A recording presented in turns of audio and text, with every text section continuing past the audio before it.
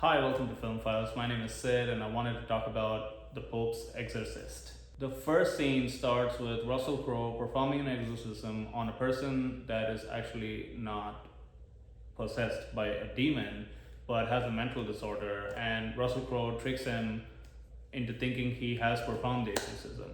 Now, the point that the script is trying to make is that most exorcisms are not real and they're just, people with mental disorders that needed to be treated. The script thinks that it's trying to be clever in addressing this issue, but it just comes off as lazy. It comes off as something that we already know. We're coming in with the expectation that it is a horror movie. So it is great to subvert expectations with something unique, interesting, but not lazy like what this script does. This movie follows a lot of the classic horror movie tropes.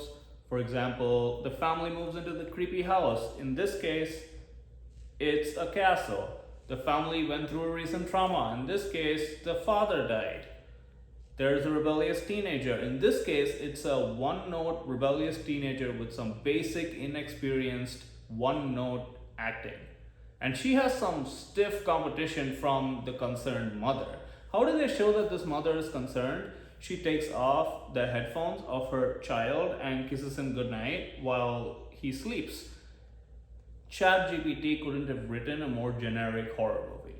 It is extremely basic. The adults are as bad as the kids when it comes to acting. It's very strange to see that the only famous movie star, Russell Crowe, in this film is the only person who acts well. And he has jokes that land sometimes, that don't land sometimes, but he definitely has a screen presence that works. They found an interesting, iconic look for him where he's the priest that drives a Vespa, and they have many shots, B-roll shots of him driving through landscapes, and they're beautiful. So that is the only positive I really can say about this film. The writer and director do an amazing job of making a mediocre, lackluster horror film. This is one of the reasons I don't like kids in movies, is because they are not trained or skilled enough yet to portray their character effectively. And in this case, if you're going to have a kid who has to portray two characters and is the crux of your film, he has to be a kid and he has to be the devil. He has to be the king of the demons in hell. He needs to be able to portray both characters effectively and have a screen presence that engages us as an audience and be the primary antagonist of the film. But in this case, the kid is untrained, unskilled, and is a beginner level actor. He needs more experience before you can put him in a role of this magnitude.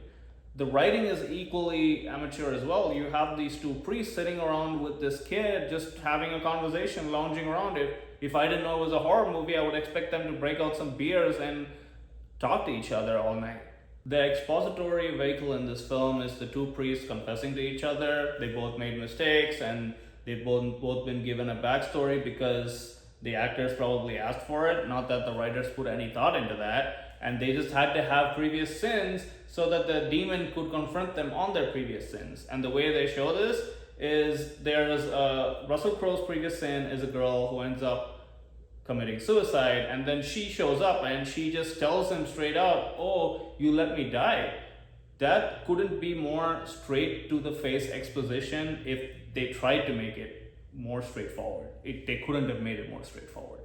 The film got even less watchable after Russell Crowe gets possessed, and there's a generic action scene where you have the two priests confronting the demon, confronting their past sins, and it's an actual battle that ensues, and the good guys end up winning.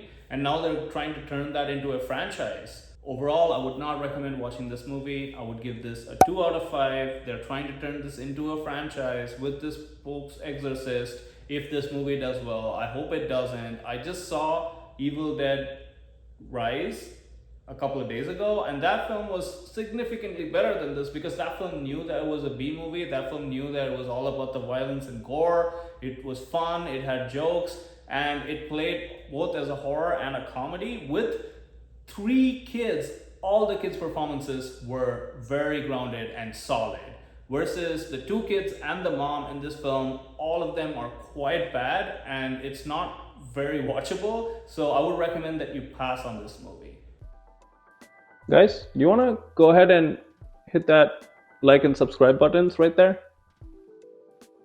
I'm sure you can find it. Can you find it? Cool, thank you.